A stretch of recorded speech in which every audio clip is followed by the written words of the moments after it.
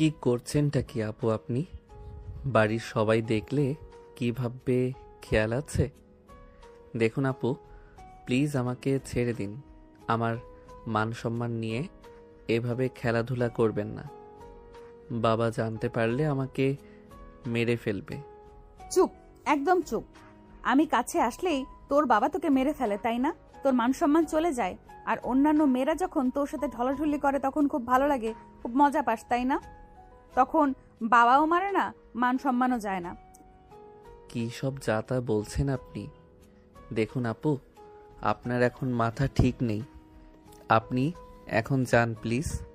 আপনার মাথা ঠান্ডা হোক, তারপরে আমরা কথা বলবো। প্লিজ আপু। চুপ, একদম চুপ। সারাদিন আপু আপু করে কানের পোকা নাড়িয়ে দিচ্ছিস। এই, তোকে আমি নিষেধ করিনি আমাকে আপু ডাকতে? দেখুন আপু, আপনি আমার সিনিয়র বড় আপু, সো সেখানে আপনাকে আমি আপু ডাকবো না তো কি ডাকবো? প্লিজ আমাকে ছেড়ে দিন। দেখুন কাকা আসছে এদিকে। কাকা যদি দেখতে পারে তাহলে কিন্তু বাবাকে বলে দেবে, আর বাবাকে বললে বাবা আমাকে মেরে ফেলবে। প্লিজ আপু আমাকে ছেড়ে দিন। ইমনের হুট করে বলা কথাটি শুনে নীলা ইমনের ইশারা করা দিকে তাকিয়ে দেখে কেউ আসছে না। এমন সময় হুট করে ইমন নীলার হাত থেকে ছাড়া নিয়ে দৌড়ে সেখান থেকে পালায় এবং যাওয়ার সময় একবার নীলার দিকে তাকালে নীলা উচ্চ স্বরে রেগে ইমনকে বলে, ইমনের বাচ্চা ইমন, আর একবার যদি তোরে আমি পাই তো তোরে আমি দেখিস কি করি। আমাকে মিথ্যা বলা, তাই না? তোরে খালি একবার হাতের কাছে পাই। নীলা বলছিল আর ইমন দৌড়ে সেখান থেকে পালিয়ে যাচ্ছিল, যেন সে সেখান থেকে যেতে পারলেই বেঁচে যায়। আর এদিকে নীলা রাগে গজগজ করতে করতে সেখান থেকে চলে যায়। যাওয়ার সময় হুট করে সত্যি সত্যি নীলার বাবার সাথে দেখা হয়ে যায়। নীলার বাবা নীলাকে হঠাৎ এমন সময় বাড়ির পেছনের রাস্তা দিয়ে আসতে দেখে প্রশ্ন করেন, কি হলো মামুনি, তুমি হঠাৎ করে এই সময় বাড়ির পিছনে কি করছিলে? আরে আব্বু, আর বলো না। ছাদের ওপর থেকে আমার পছন্দের ওড়নাটা হুট করে বাতাসের সাথে বাড়ির পেছনে পড়ে যায়। ওইটাই খুঁজতে এসেছিলাম। তা কি হলো, তুমি তোমার ওনাটা খুঁজে পেয়েছো? আরে আব্বু, না পাইনি, সমস্যা নেই। তুমি চলো আমরা বাড়ির মধ্যে যাই। আমি কাল সকালে এসে খুঁজবনি। যদি পাই তো পেলাম, না হলে আরেকটা নতুন কিনে নেবনি। ঠিক আছে মামুনি, চলো আমরা ভেতরে যাই। তবে একটা কথা সব সময় মাথায় রেখো, এমন অসময় সন্ধ্যাবেলায় হুটহাট করে বাড়ির পিছনে ওই দিকটায় যাবা না। ওই দিকে সাপ পোকামাকড় থাকতে পারে, বুঝতে পেরেছো আমার কথা? ঠিক আছে আব্বু, আর হবে না এমনটা। নীলার বাবা নীলাকে হালকা করে নিজের সাথে জড়িয়ে নিয়ে উপরে উঠছিলেন। এমন সময় হুট করে ওদের সামনে ইমনের সাথে দেখা হয়। মূলত ইমন তখন বাড়ির পেছনের রাস্তা দিয়ে দৌড়ে বাড়িতে এসেছিল এবং সে তার মায়ের আদেশে ছাদের উপর গিয়েছিল মায়ের কাপড় আনতে। ছাদ থেকে নিচে নামছিল, এমন সময় নীলা আর নীলার বাবার সাথে তার দেখা হয়ে যায়। নীলাকে দেখে ইমন হালকা করে শুকনো একটা ঢোক গিলে এবং নীলার বাবাকে দেখে একটু স্থির হয়ে দাঁড়ায়, কারণ ইমন এটা খুব ভালো করে জানে নীলা তার বাবার সামনে এমন কিছুই করবে না, যার জন্য তার বাবা তাদের দিকে প্রশ্ন তোলেন। নীলার বাবা ইমনকে ছাদ থেকে নেমে আসতে দেখে ইমনকে হাসি মুখে প্রশ্ন করে, কি হলো বাবা ইমন, কেমন আছো তুমি?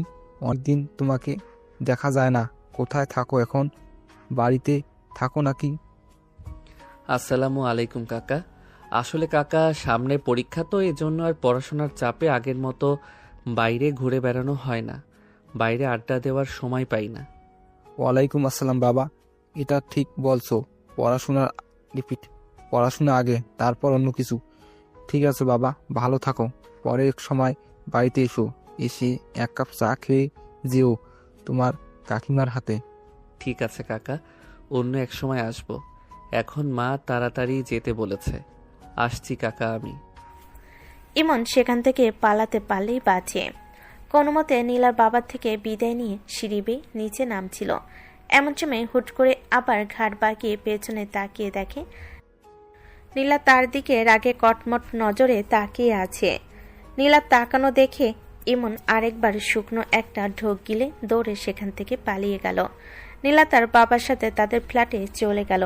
পরের দিন সকালে ইমন বাইক নিয়ে কলেজে যাচ্ছিল। এমন সময় নীলা এসে তার সামনে দাঁড়িয়ে ওর বাইকের চাবি খুলে নেয়। হঠাৎ করে বাইকের চাবি এমনভাবে নিয়ে নেওয়ায় ইমনের ভীষণ রাগ হয়। সে সামনে তাকিয়ে দেখে এ তো আর কেউ নয়, তার জম দাঁড়িয়ে আছে। সে কোনো মতে আবারও শুকনো একটা ঢোক গিলে নীলার দিকে করুণ চোখে তাকিয়ে বলল, কি হলো নীলা আপু, এভাবে পথ আটকে দাঁড়িয়ে পড়লেন কেন? দেখুন আমার দেরি হয়ে যাচ্ছে, আমাকে আজকে তাড়াতাড়ি কলেজে যেতে হবে।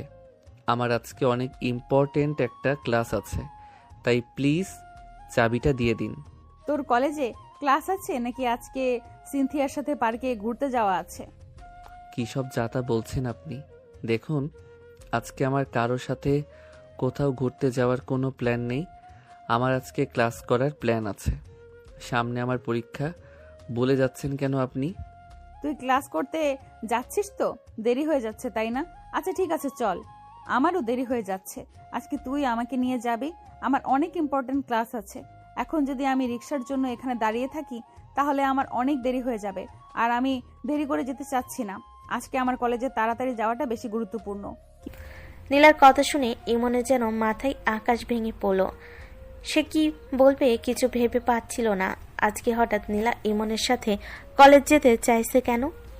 এখন খুঁজে পাচ্ছে না কি এমন করেছে যে সে তার জন্য নীলা তাকে এভাবে জ্বালিয়ে মারছে। তার তো মনে পড়ছে না সে এমন কিছু করেছে যার জন্য নীলার এমন রেগে যাওয়া উচিত। কিন্তু ইমন এটা খুব ভালোভাবে বুঝতে পেরেছে যে এখন যদি সে নীলাকে নিয়ে কলেজে না যায় তাহলে নীলা কোনোভাবে তার গাড়ির চাবি তাকে দেবে না। আর আজকে তার সত্যি সত্যি কলেজে অনেক ইম্পর্টেন্ট একটা ক্লাস আছে যেটা তাকে করতেই হবে, কারণ সামনে তার ইন্টার প্রথম বর্ষের ফাইনাল পরীক্ষা। আর সে কোনোভাবেই ক্লাসটা মিস দিতে চায় না। তাই আর কোনো কুল কিনারা না পেয়ে ইমন নীলাকে নিয়ে কলেজের উদ্দেশ্যে রওনা হয়। ইমন মন খারাপ করে নীলাকে নিয়ে যাচ্ছিল আর মনে মনে ভাবছিল কোন অশুভ সময়ে যে তার বাবার এই শহরে ট্রান্সফার হয়েছিল কে জানে, আর কেন যে তার বাবাকে বেছে বেছে এই নীলাদের বাড়ি ভাড়া নিতে হলো তাও সে বুঝে পায় না। ভাড়া নেওয়ার 1 সপ্তাহ পর থেকে নীলার আগমন শুরু হয় তাদের বাড়িতে। প্রথম প্রথম খুব ঘন ঘন আসতো। ইমন সবসময় নীলার থেকে দূরত্ব বজায় রাখত, কিন্তু নীলা সবসময় ইমনের আশেপাশে ঘোরাফেরা করত। সে কি বলবে কিছুই ইমনের মাথায় ঢুকতো না। আস্তে আস্তে এই ঘোরাফেরাটা কেমন যেন অধিকার বোধে পরিণত হয়। ইমন কোথায় যায় কি করে সব কথায় তাকে নজরে রাখতে হবে। একটা অদৃশ্য অধিকার কাজ করে যেন ইমনের প্রতি তার। ইমন বাইক চালাচ্ছিল আর নীলা পিছনে বসে তার পিঠে ঠ্যাস দিয়ে ঘন ঘন নিঃশ্বাস নিচ্ছিল। তার শ্বাস প্রশ্বাসের শব্দ ইমনের কানে বাজছিল। ইমনের বাইক খুব দ্রুত গতিতে চলছিল, তবে নীলার বাইক চালানো পছন্দ হচ্ছিল না। কি ব্যাপার ইমন, তোর বাইক চালানো কি আজ আর একটুও ভালো লাগছে না? এমন আস্তে চালাচ্ছিস কেন? আপনার তো অনেক ইম্পর্টেন্ট ক্লাস আছে, যদি এমন আস্তে চালাই তাহলে কি আপনার ক্লাসে দেরি হবে না? তাই একটু দ্রুত গতিতে চালাচ্ছিলাম। আপনি কি বাইকের স্পিড বাড়াতে বারণ করছেন? আরে আমি বাইকের স্পিড বাড়াতে বারণ করছি না, তবে তুই এত স্পিডে বাইক চালাচ্ছিস যে আমার পেছনে বসে থাকতেও ভয় লাগছে। তুই কি জানিস না আমি স্পিডকে ভয় পাই? আপনি স্পিডকে ভয় পান, অথচ আমার সঙ্গে সব সময় রেসিং করেন, এখন আবার স্পিডকে ভয় পাচ্ছেন? আজব তো, আপনার মাথায় কি চলছে কিছুই বুঝি না আমি। তোকে আমার মাথায় কি চলছে সেটা জানতে হবে না, তুই শুধু তোর বাইকের স্পিড কমা। আমার ভয় লাগছে, শুনতে পাচ্ছিস না? আরে বাবা ঠিক আছে, কমিয়ে দিলাম। ইমন বাইকের স্পিড কমিয়ে দিল। এখন বাইকের স্পিড অনেক কম ছিল। এখন আর নীলার ভয় লাগছিল না। সে বাইকের স্পিড কমাতে বলল, আবার একটা নতুন সমস্যা শুরু করলো। কি ব্যাপার, এখন আবার এইভাবে আস্তে আস্তে চালাচ্ছিস কেন? এভাবে আস্তে আস্তে চালালে তো আমাদের কলেজে পৌঁছতে সন্ধ্যা হয়ে যাবে, আমার ইম্পর্টেন্ট ক্লাসটা মিস হয়ে যাবে। তোর কি আমার ইম্পর্টেন্ট ক্লাসটা মিস করানোর ইচ্ছা?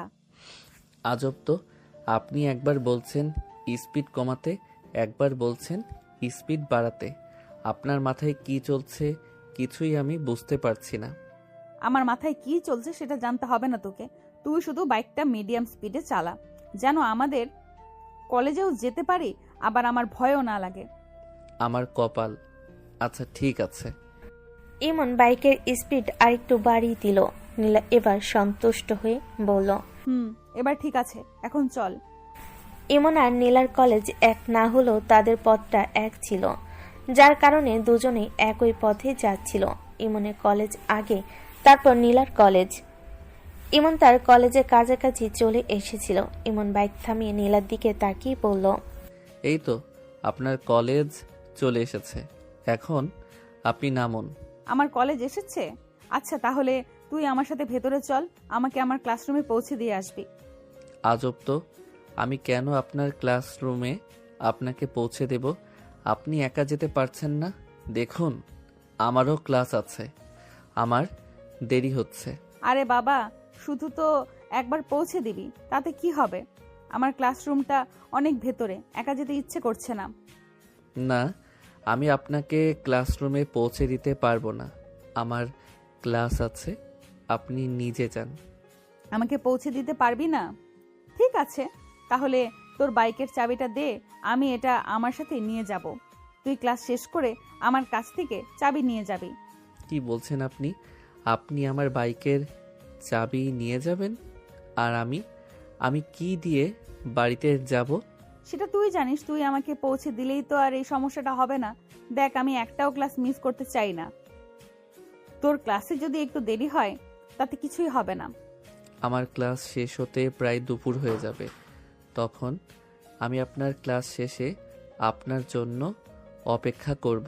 হ্যাঁ, কেন? তাতে কি হয়েছে? আমার ক্লাস শেষ হওয়া পর্যন্ত অপেক্ষা করবি? আরে বাবা, কি হলো? আমার জন্য অপেক্ষা করতে তোর কি সমস্যা? দেখুন আপু, আপনার সাথে আমি তর্ক করতে চাই না। আমার ক্লাস আছে, আমাকে যেতে হবে। আপনি যদি আমার বাইকের চাবি না দেন তাহলে আপনি বলুন আমি কি করব। আমি তো চাবি দেবই না। তুই যখন আমার কথা শুনবি না, তখন আমি কেন তোর কথা শুনবো? নীলার এসব কথা শুনে ইমনের ভীষণ রাগ হচ্ছিল। সে রাগে মুখ লাল করে ফেল। নীলা তার এমন রেগে যাওয়া মুখ দেখে খিলখিল করে হেসে উঠল। ইমন রাগে নিজের চুল টেনে ধরল। আপনি হাসছেন? আপনি কি মনে করেন আমি আপনার সাথে এসব খেলা খেলবো? আমার মাথায় একদম রাগ তুলে দেবেন না প্লিজ।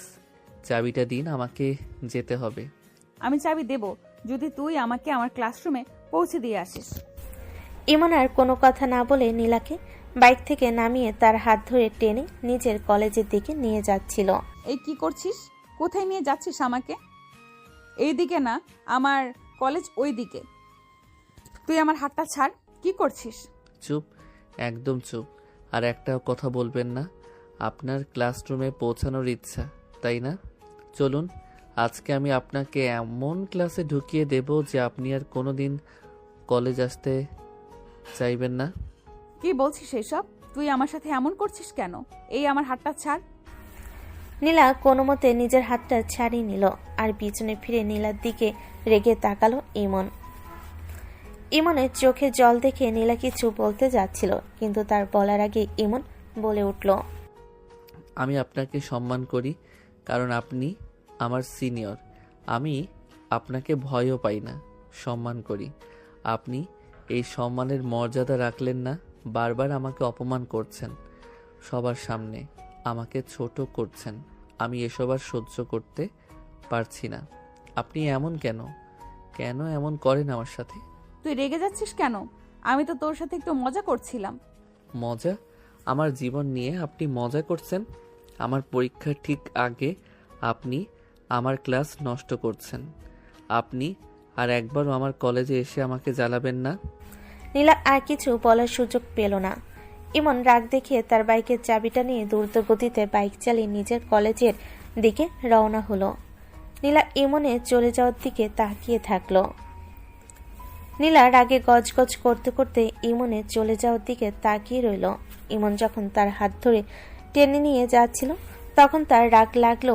যখন সে ইমনের চোখে জল দেখল তখন নিজেকে খুব অপরাধী মনে হলো নীলার।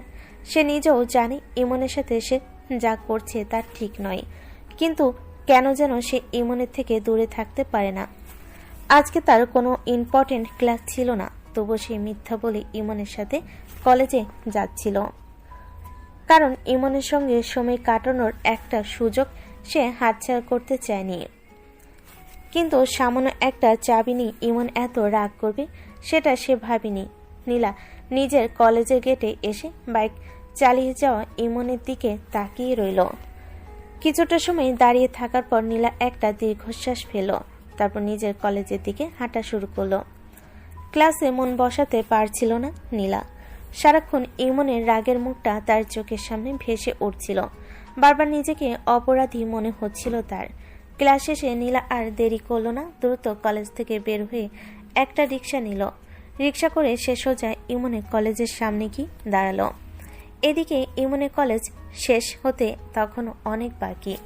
নীলা কলেজের গেটের বাইরে একটা চায়ের দোকানে বসে ইমনের জন্য অপেক্ষা করতে থাকলো। প্রায় 1 ঘন্টা অপেক্ষা করার পর দেখলো ইমন বাইকে চড়ে হনহন করে আসছে।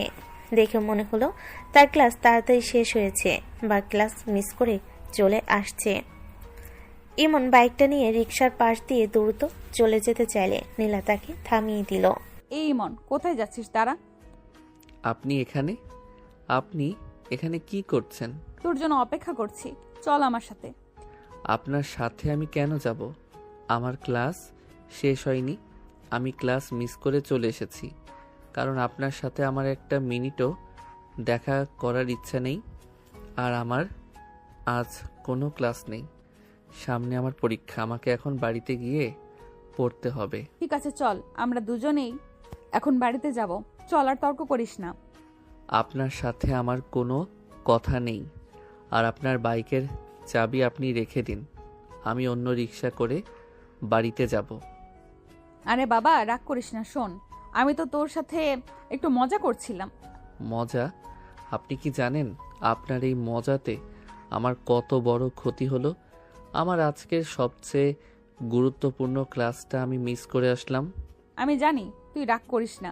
আমি সরি। নীলা জোর করে ইমনের দিকে তাকে ক্ষমা চাইল। নীলাকে এমন করতে দেখে ইমনের রাগ গলে পানি হয়ে গেল, তবু সে রাগ দেখিয়ে বলল, সরি। আপনি আমার সাথে যা করছেন তার জন্য এ একটা সরি কি যথেষ্ট?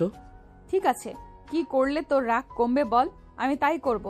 কিছুই করতে হবে না, আপনি শুধু আমার থেকে দূরে থাকুন আর আমার আশেপাশে আসবেন না, এটাই আপনার কাছে আমার অনুরোধ। আমি তো তোর আশেপাশে না এসে থাকতে পারি না। মানে হলো, তোকে দেখলে আমার কেমন যেন একটা অধিকার বোধ কাজ করে। মনে হয় যেন তুই শুধুই আমার। তুই কোথায় যাবি, কি করবি, সবটাই আমাকে জানতে হবে। এসব কি বলছেন আপনি? আমার মনে হয় আপনার কোনো মানসিক সমস্যা হচ্ছে। প্লিজ আপনি একজন ডাক্তার দেখান। তুই তো জানিস আমার কোনো মানসিক সমস্যা নেই। তুই আমার কথা বিশ্বাস কর আর না কর, তাতে আমার কিছুই যায় আসে না। তবে একটা কথা মনে রাখিস, আমি তোকে আর কোনো মেয়ের আশেপাশে দেখতে চাই না। আপনি কি বলছেন এসব? আপনার মতো একজন মেয়ের সাথে আমি কেন থাকবো? কি বললি তুই? তোর কি সাহস হচ্ছে আমার সাথে এমন কথা বলার? আমি তোর থেকে অনেক সিনিয়র, সে কথা ভুলে যাচ্ছিস নাকি? সিনিয়র? আপনি আমার সিনিয়র হতে পারেন, তবে আমার জীবনের মালিক আপনি নন। আপনি আমার বাড়িওয়ালার মেয়ে বলে আমি আপনার সাথে এতক্ষণ কথা বললাম। আর আপনি যদি আমার সাথে বারবার এমন করেন তাহলে আমি আমার বাবাকে বলে এই বাড়ি ছেড়ে অন্য কোনো বাড়ি ভাড়া নেব। তুই কি সত্যি সত্যি আমার থেকে দূরে চলে যাবি? আমি চলে যাব, কারণ আপনার মতো এমন একটা মেয়েকে আমি আমার আশেপাশে সহ্য করতে পারছি না। ইমনের এমন কথা শুনে নীলার চোখে জল চলে এলো। সে কাঁদো কাঁদো চোখে ইমনের দিকে তাকিয়ে বলল, কি বললেন আপনি? তুই সত্যি সত্যি চলে যাবি? তুই কেন বুঝতে পারছিস না আমি তোকে পছন্দ করি? হ্যাঁ, আমি তোকে পছন্দ করি, আর এই কারণেই তোর আশেপাশে সবসময় ঘোরাফেরা করি, তোকে জ্বালাই। তোকে ছাড়া আমি থাকতে পারবো না ইমন, আমি তোকে ভালোবাসি। নীলার এমন কথা শুনে ইমনের মাথায় যেন আকাশ ভেঙে পড়ল। নীলার এমন স্বীকারোক্তি ইমনের কাছে অবিশ্বাস্য মনে হলো। সে কিছু বলতে পারল না। নীলার চোখে তখন শুধু জল আর জল। আপনি কি বলছেন এসব? আমি তো আপনার থেকে অনেক ছোট। বয়সে ছোট হলেই কি ভালোবাসতে নেই? কিন্তু আমি তো আপনাকে আপু ডাকি। আমি তো বারবার তোকে বারণ করেছি আমাকে আপু ডাকতে। এখন বল, তুই কি আমাকে ভালোবাসিস না? ইমনের মুখে কোনো কথা ছিল না, সে শুধু অবাক হয়ে নীলার দিকে তাকিয়ে রইল। নীলা তখন চোখের জল মুছে ইমনের দিকে এগিয়ে এসে তার হাত ধরে বলল, এখন আর তোর বাইকের চাবি আমি নেব না। তুই বাইক নিয়ে যা, আমি তোকে পরে ফোন করব। বাড়িতে গিয়ে আমার সাথে কথা বলবি। আর হ্যাঁ, বাইকটা সাবধানে চালাবি, আর কোনো ক্লাস মিস করিস না। নীলা আর কোনো কথা না বলে ইমনের হাত ছেড়ে দিল এবং উল্টো দিকে হেঁটে চলে গেল। ইমন অবাক দৃষ্টিতে তার চলে যাওয়ার দিকে তাকিয়ে থাকলো। কিছুক্ষণ পর সে ঘোর কাটিয়ে বাইক স্টার্ট দিয়ে বাড়ির পথে রওনা দিল। দিন গড়িয়ে রাত নামলো। ইমনের মনটা সারাদিন থমথমে হয়েছিল। নীলার বলা ভালোবাসার কথাগুলো বারবার তার কানে বাজছিল, কিন্তু সে বিশ্বাস করতে পারছিল না এই মেয়েটি তাকে সারাক্ষণ জ্বালাতন করে, তার ক্লাসের ক্ষতি করে, আর আজ বলছে তাকে ভালোবাসে। ইমন এসব চিন্তা ঝেড়ে ফেলতে চাইছিল। সন্ধ্যাবেলা সে ছাদে এলো একটু মুক্ত বাতাসে মন হালকা করতে। ছাদের উপর এসে ইমন দেখল চমৎকার রাত। আকাশে থালার মতো চাঁদ উঠেছে, তারাগুলো মিটিমিটি জ্বলছে। ইমন রেলিংয়ের কাছে গিয়ে আকাশের দিকে তাকিয়ে চুপচাপ দাঁড়িয়ে রইল। তার মন খারাপ হলে এই নীরবতা তাকে কিছুটা শান্তি দিচ্ছিল। হঠাৎ পায়ের মৃদু শব্দের আওয়াজ হলো। ইমন ঘুরে তাকালো এবং দেখল নীলা। একগাল হাসি নিয়ে সে তার দিকে এগিয়ে আসছে।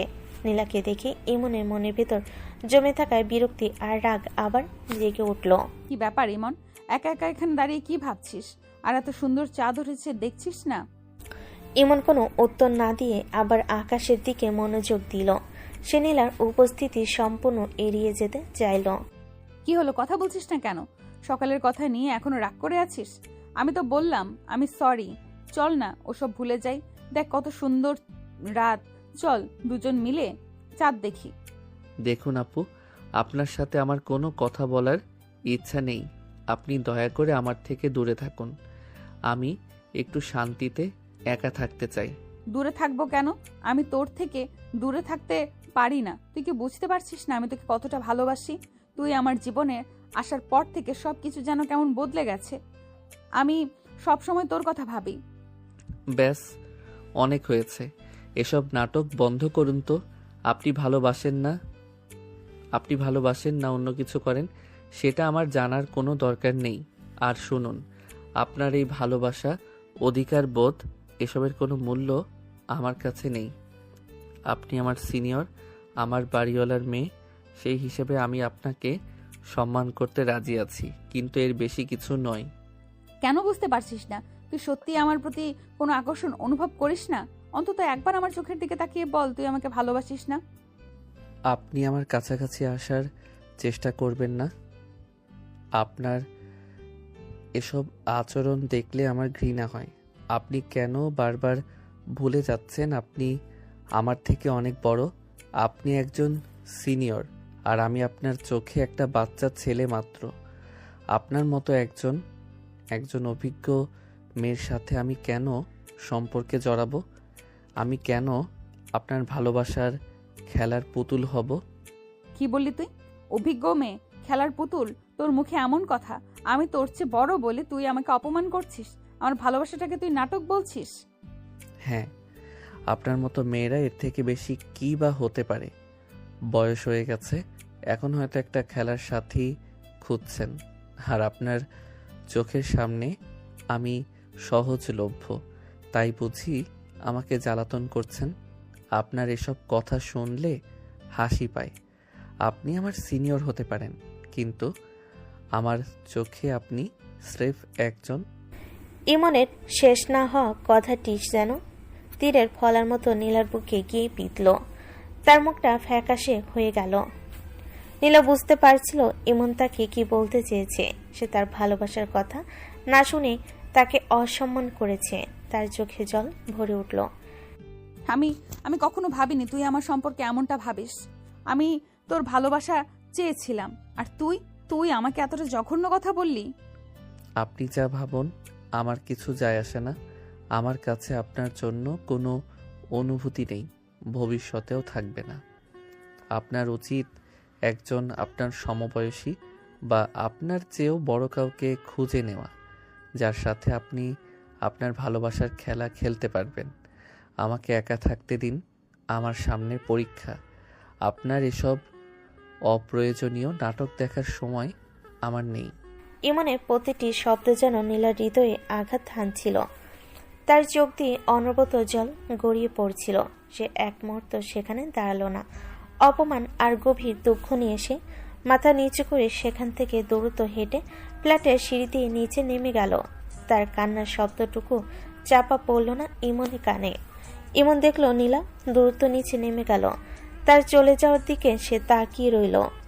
ইমনের মনে কিছুটা শান্তি এলো সেই মুহূর্তে। নীলার চোখ দুটো তার মনে অস্বস্তি সৃষ্টি করলো। সে নিজেকে বোঝালো এটাই ঠিক ছিল, এই সম্পর্কটা আর জীবনে আসতে দেওয়া যাবে না। ইমন আবার চাঁদের দিকে তাকালো, কিন্তু সেই রাতের সৌন্দর্য এখন তার কাছে যেন বিষণ্ণ লাগছিল। নীলার কান্নার প্রতিটা শব্দ তার কানে বাজছিল। রাতের নিস্তব্ধতা তখন গভীর। ছাদ থেকে ইমনের বলা রুড কথাগুলো নীলার কানে তখন বাজছিল।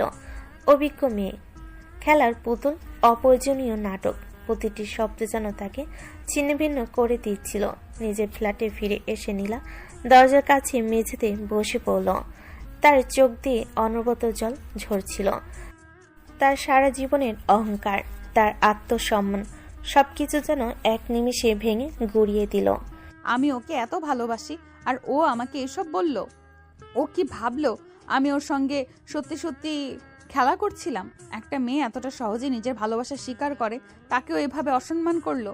আমি কি ওর থেকে সত্যি সত্যি এত বড় যে আমার ভালোবাসার কোনো দাম নেই? নীলা কোনোদিন ভাবেনি ইমনের কাছ থেকে সে এমন ভাবে প্রত্যাখ্যান পাবে, বিশেষত এমন অপমানজনক ভাষায়। সে ভেবেছিল ইমন হয়তো একটু ভয় পাচ্ছে বা লজ্জা পাচ্ছে, কিন্তু তার মনেও হয়তো সামান্য কিছু অনুভূতি আছে। কিন্তু ইমনের চোখে সে আজ শুধু ঘৃণা দেখেছে। এই কষ্ট তার কাছে অসহ্য লাগছিল। সে মাথা নিচু করে কাঁদতে থাকলো। নীলার মা তখন রান্নাঘর থেকে বেরিয়ে এসে মেয়েকে দরজার কাছে এভাবে কাঁদতে দেখে চমকে উঠলেন। কি হলো মা নীলা, তুই এভাবে কাঁদছিস কেন? রাতে ছাদে গিয়েছিলি, তারপর থেকে মুখটা কেমন থমথমে। কে কি বলেছে তোকে? কেউ কিছু বলেনি মা, আমার মন খারাপ লাগছে। মন খারাপ লাগছে কেন? আমাকে খুলে বল। তুই কি ওই ইমনের সাথে আবার কোনো ঝামেলা করেছিস? আমি তো আগেই বলেছিলাম ওই ছেলেটা তোর থেকে ছোট। তোর এসব পাগলামি ভালো না। না মা, ঝগড়া করিনি, তবে আজকে ও আমাকে যা বলেছে তা আমি নিতে পারছি না। ও আমার ভালোবাসাকে অপমান করেছে। ও বলেছে আমি নাকি... কি বলেছে ও? বল আমাকে। আমি এখনই ওর বাবার কাছে যাচ্ছি। আমি ওকে ওর বাবার কাছে গিয়ে অভিযোগ করব। সাহস কি করে হয় ওর? না মা, প্লিজ তুমি বাবাকে কিছু বলো না। আমি চাই না আমাদের জন্য ওর বাবার কোনো ক্ষতি হোক। আমি চাই না ও এখান থেকে চলে যাক। কিন্তু তুই এভাবে কষ্ট পাবি কেন? যে তোকে এত অসম্মান করে কথা বললো, তার জন্য তোর এত চিন্তা কেন? আমি বুঝতে পারছি তুই ওকে সত্যি ভালোবাসিস, কিন্তু যে তোর ভালোবাসাকে মূল্য দেয় না, তার থেকে দূরে থাকাই ভালো। তুই ভুলে যা ওকে। আমি ভুলতে পারছি না মা, আমি জানি না কেন, কিন্তু আমি ওকে ছাড়া থাকতে পারবো না। কিন্তু ও আমাকে আজ যা বলেছে, এরপর আমি কিভাবে ওর সামনে যাব? এদিকে ইমন ছাদ থেকে নেমে নিজের ঘরে এসে শান্তি পাচ্ছিল না। সে টেবিলের উপর রাখা বইগুলোর দিকে তাকিয়েছিল, কিন্তু একটি অক্ষরও তার মাথায় ঢুকছিল না। বারবার তার মনে পড়ছিল নীলার কান্নারত মুখটা। সে আগে মাথায় যে কথাগুলো বলেছিল সেগুলো তার নিজের কাছেও এখন অতিরিক্ত রুড মনে হচ্ছিল। আমি কি করলাম এটা? রাগটা আমার মাথায় এমন চেপে বসেছিল যে আমি একটা মেয়েকে এত খারাপ কথা বলে দিলাম। অভিজ্ঞ মেয়ে, খেলার পুতুল, কথাগুলো বড্ড বেশি অসম্মানজনক ছিল। সে যাই করুক না কেন, আমার এইভাবে বলা উচিত হয়নি। সে আমার সিনিয়র। নীলার প্রতি ইমনের যতই বিরক্ত থাকুক, তার চোখে জল দেখে ইমনের ভেতরটা মোচড় দিয়ে উঠেছিল। বুঝতে পারছিল নীলার অনুভূতি হয়তো সত্যি গভীর ছিল। হয়তো সে সত্যি তাকে পছন্দ করে, শুধু তার প্রকাশের ভঙ্গিটা ভুল। কিন্তু তার পছন্দের প্রতিদান না দিলে এ অপমান করাটা ঠিক হয়নি। ইমন চেয়ার ছেড়ে উঠে দাঁড়ালো। সে ভাবল একবার গিয়ে নীলা আপুকে সরি বলে আসবে, অন্তত তার এই অভদ্র ব্যবহারের জন্য ক্ষমা চেয়ে আসবে। কিন্তু পরক্ষণে এসে দ্বিধায় পড়ল।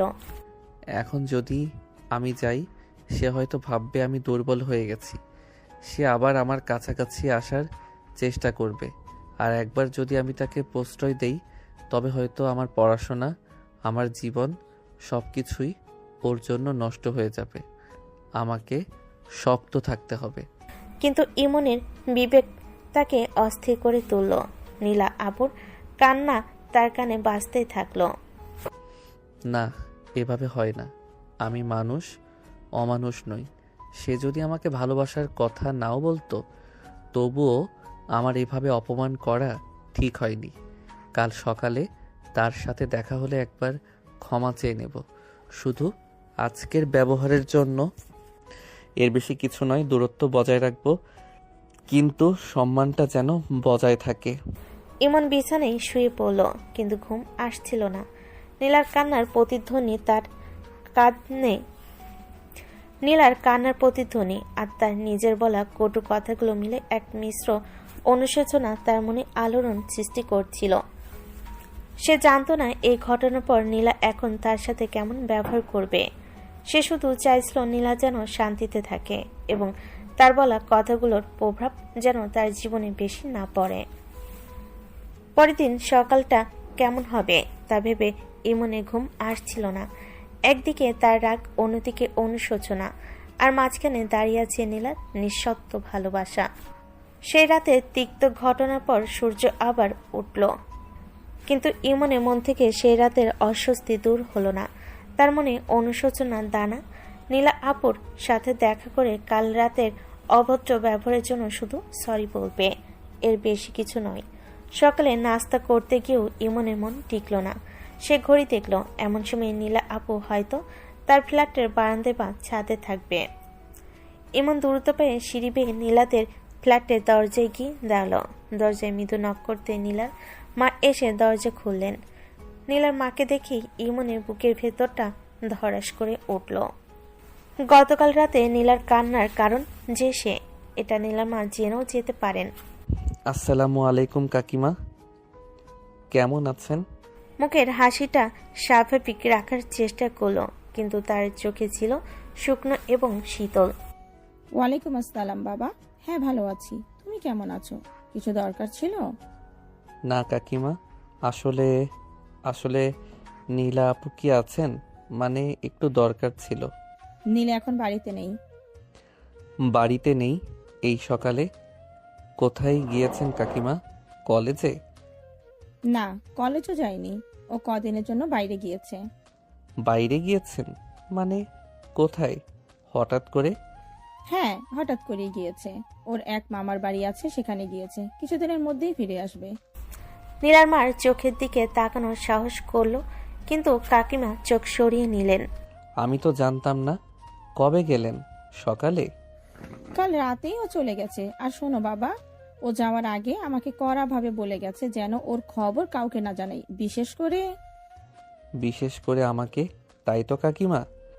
তোমরা দুজন কি করেছো, কেন করেছো আমি জানি না, তবে আমার মেয়েটা কাল রাতে খুব কেঁদেছে, খুব আঘাত পেয়েছে।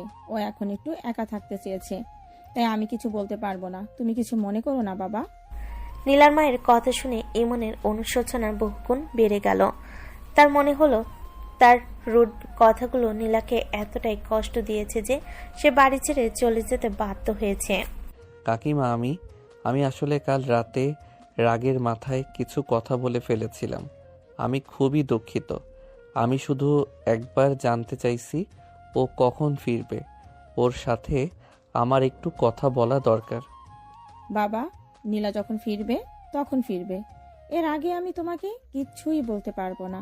আমি চাই ও এখন শান্তিতে থাকুক। তুমি তোমার পড়াশোনায় মন দাও। তুমি যাও বাবা। নীলার মা আর কোনোদিন বলার সুযোগ না দিয়ে দরজা বন্ধ করে দিলেন। ইমন কিছুক্ষণ দরজার সামনে দাঁড়িয়ে রইল। সে বুঝতে পারল নীলার মা তাকে পুরোপুরি এড়িয়ে যাচ্ছে এবং নীলার ঠিকানা বা ফেরার সময় সম্পর্কে কোনো তথ্যই দেবেন না। ইমন হতাশ হয়ে নিজের ফ্ল্যাটে ফিরে গেল। তার মনটা আরো খারাপ হয়ে গেল। নীলার জন্য চিন্তা হতে লাগলো। এত রেগে গিয়েছিল যে বাড়ি ছেড়েই চলে গেল। আমার ওর সাথে এমন ব্যবহার করা উচিত হয়নি। কিন্তু এখন আমি কি করব? কোথায় গেলে ওকে খুঁজে পাবো? পরে কয়েকটা দিন ইমনের কাছে অসহনীয় লাগছে সবকিছু। তার মন কোনো কিছুতেই বসছিল না। সে বারবার ছাদের উপর যেত, নীলা হয়তো সেখানে আছে ভেবে। সে বাইক নিয়ে কলেজে যাওয়ার সময় নীলাদের গেটের দিকে তাকিয়ে থাকতো, যদি নীলাকে দেখতে পায়। কিন্তু নীলা কোথাও নেই। ইমন প্রতিদিন বিকেলে নীলার বাবার সাথে দেখা করত এবং কুশল বিনিময় করার ফাঁকে নীলার খবর নেওয়ার চেষ্টা করত। কাকা, নীলা আপু কবে ফিরবেন? অনেক দিন তো হয়ে গেল, আর কাকিমাও কিছু বলছেন না। আরে বাবা, ওর মামার বাড়ি থেকে ফিরতে একটু দেরি হবে। ওদের ওখানে একটা পারিবারিক অনুষ্ঠান চলছে তো তাই। হ্যাঁ, ওর মাও একটু চাপা স্বভাবের তো, তাই কিছু বলতে চায় না। চিন্তা করো না, ফিরে আসবে, হয়তো আরও 2-1 দিন লাগবে। নীলার বাবা যেন কথাটা এড়িয়ে গেলেন। ইমনে মনে হলো নীলার বাবাও হয়তো সত্যিটা জানেন না, জানাতে চাইছেন না। ইমনে বুঝতে অসুবিধা হলো না যে নীলার বাবা মা দুজনেই এই বিষয়ে পুরোপুরি নীরবতা বজায় রাখছে। ইমন তার বন্ধুদের কাছে নীলার খোঁজ নেওয়ার চেষ্টা করছিল, কিন্তু নীলার বন্ধুরাও কেউ তার কোনো সন্ধান দিতে পারল না। যেন নীলা হঠাৎ করেই এ শহর থেকে উধাও হয়ে গেছে, তখনও ফেরেনি। ইমনের অনুশোচনা এখন গভীর উদ্বেগে পরিণত হয়েছে। সে রাতে ঠিকমতো ঘুমাতে পারছিল না যতক্ষণ নীলার কথা ভাবল। সে অনুভব করলো তার জীবনে নীলার উপস্থিতি হয়তো বিরক্তির কারণ ছিল, কিন্তু তার অনুপস্থিতিটা যেন আরো বেশি কষ্টের। সে বুঝতে পারল কেন একজন সিনিয়র মেয়ে জন্য তার এতটা খারাপ লাগছে। কি অদ্ভুত, যাকে আমি আমার জীবনে চাই না সে চলে যাওয়ায় আমার এত অস্থিরতা কেন? আমি কি সত্যি ওকে কিছু বলিনি যা ওর প্রাপ্য ছিল না? কোথায় গেল মেয়েটা, আর এভাবে না জানিয়ে চলে গেল? ইমনের অস্থিরতা বাড়ল। সে আক্ষেপ করছিল শুধু একটিবার নীলার দেখা পাওয়ার। দিন মাস বছর গড়িয়ে যায়। সে রাতে নীলা চলে যাওয়ার পর ইমনের জীবনে প্রায় 1 বছর পার হয়ে গেল। এই 1 বছর ইমনের কাছে ছিল এক অন্তহীন অপেক্ষা আর নীরব অনুশোচনার অপেক্ষা আর নীরব অনুশোচনার কালো। এসএসসি পরীক্ষার চাপ থাকলেও তার মন থেকে নীলার স্মৃতি এক মুহূর্তের জন্য সরেনি। ইমন প্রতিদিন সকালে নদীদের বাসার দিকে তাকিয়ে থাকত। ছাদে উঠলে প্রতি কোণে চোখ বোলাতে বোলাতে তার কাজে ইদানিং মনে হতো নীলা সেই পাগলামি, সেই জোর, সেই অধিকার খাটানো এবং তার অত্যাচার ছিল না। আসলে সে নিজেকে মনে হতো অত্যাচার অভ্যস্ত হয়ে গিয়েছে। কৃত্যের দিনে ইমন বুঝতে পারে সে নীলাকে কতটা ভালোবাসে, প্রচণ্ড রকমের ভালোবাসে। কিন্তু নীলাকে তার ভালোবাসার কথা বলার কোনো সুযোগই তার হলো না। প্রতিবারই যখন সে নীলার খবর নিতে যেত, নীলার বাবা মা ঠিক একই কথা বলতেন। ও এখনো ফেরেনি বাবা, ওর মামার বাড়িতেই আছে। ও আমাদের বারণ করে গেছে কাউকে ওর খবর না দিতে। কাকা, প্লিজ একবার অন্তত বলুন ও কেমন আছে। আমার সাথে দেখা না হলেও শুধু একবার বলুন ও ভালো আছে তো। ভালো আছে বাবা, ও ভালো আছে, কিন্তু তুমি ওর খবর নিও না। ও তোমাকে কষ্ট দিয়েছে, তুমি ওকে কষ্ট দিয়েছো। ওর নিজের মতো থাকতে দাও। ইমনের কাছে এটা পরিষ্কার হয়ে গেল যে নীলা হয়তো সত্যি সত্যি তাদের বারণ করে গেছে, বা তারা চান না যে ইমন আর নীলার কাছাকাছি আসুক। দীর্ঘ 1 বছর পর ইমনের বাবার বদলির আদেশ এলো। এবার তাদের ঢাকা শহর ছেড়ে চলে যেতে হবে। পরীক্ষার পাঠ চুকে যাওয়ায় ইমনের আর এখানে থাকার কোনো কারণও রইল না। এই বাড়ি ছেড়ে যাওয়ার আগে ইমনের শেষ ইচ্ছে ছিল শুধু একটাবার নীলার দেখা পাওয়া, তার হাত ধরে ক্ষমা চাওয়া, তাকে বুঝিয়ে বলা যে সে আসলে নীলাকে ভালোবাসে। কিন্তু তার এই ইচ্ছাও অপূর্ণ রয়ে গেল। বিদায়ের আগের দিন ইমন শেষবারের মতো নীলাদের ফ্ল্যাটে গেল।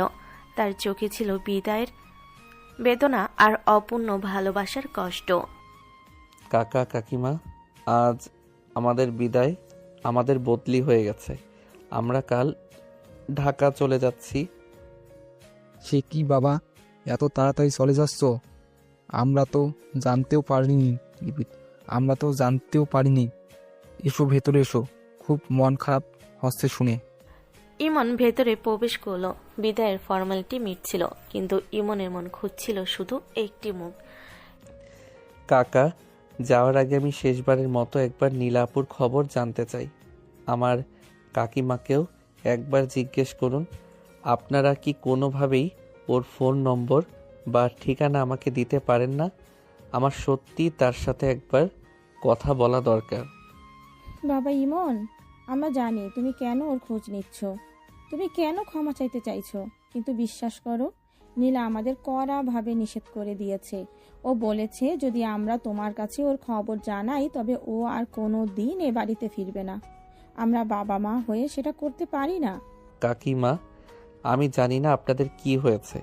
আমি জানি না নীলাপু কেন আমাকে এত ঘৃণা করে, কিন্তু বিশ্বাস করুন, 1 বছর ধরে আমি প্রতিটা দিন, প্রতিটা মুহূর্ত ওর জন্য অপেক্ষা করেছি। আমার ভুলটা আমি বুঝতে পেরেছি। আমি ওর কাছে ক্ষমা চাইতে চাই। আমি বুঝতে পেরেছি যে আমি ওকে ভালোবাসি। ইমনের মুখে ভালোবাসার কথা শুনে নীলার বাবা মার চোখ মুহূর্তের জন্য বড় হয়ে গেল। তারা স্তম্ভিত হয়ে গেল, একে অপরের দিকে তাকালেন। কি বলছো তুমি বাবা, তুমি ওকে ভালোবাসো?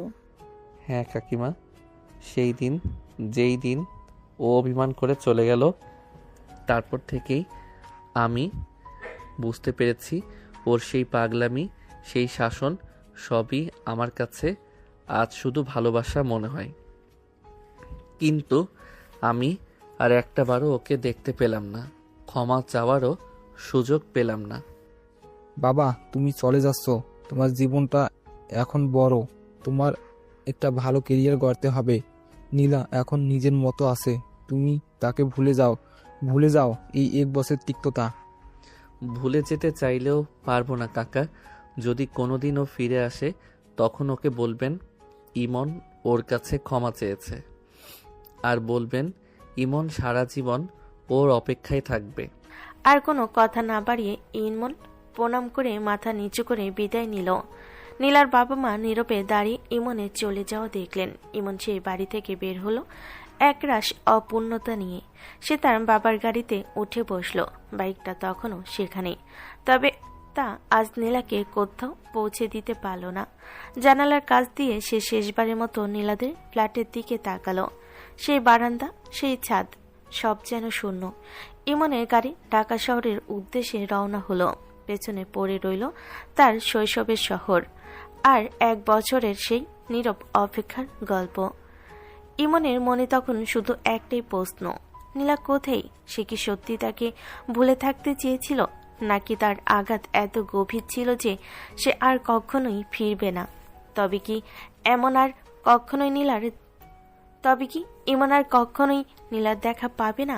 সে কি তার অবুঝ ভুলের কারণে সত্যি সত্যি নীলাকে হারিয়ে ফেলেছে নিজেকে জীবন থেকে? আকাশ সমান কষ্ট আর বুক ভরা প্রশ্ন নিয়ে সে নীরবে চলে গেল তার বাবা মায়ের সাথে ঢাকা শহরের অজানা এক শহরে, অজানা গন্তব্যে। লেখে গেল একরাশ স্মৃতি এই ছোট্ট শহরটাতে, তার ভালোবাসার মানুষের শহর। তবে যাওয়ার আগে ইমন মনে মনে প্রতিজ্ঞা করে গেল, সে আবার ফিরবে নীলার জন্য। সে আবার ফিরবে নীলাকে ফিরে পাওয়ার জন্য। তাকে ফিরে আসতে হবে। ইমন গাড়িতে ওঠার সময় শেষবারের মতো নীলাদের বাড়ি থেকে তাকিয়ে মনে মনে বলে উঠল, কাজটা তুমি একদম ঠিক করলে না নীলা। মানছি আমি দোষ করেছি, অন্যায় করেছি। তার জন্য তুমি আমাকে বকতে পারতে, মারতে পারতে। ছেড়ে চলে যাওয়াটা তোমার উচিত হয়নি, একদম না। আমাকে এত কষ্ট দেওয়া তোমার একদম উচিত হয়নি।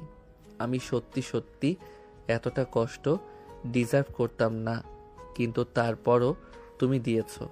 এর জবাব তোমাকে দিতে হবে। আমি আবার আসব, ততদিনের জন্য বিদায়।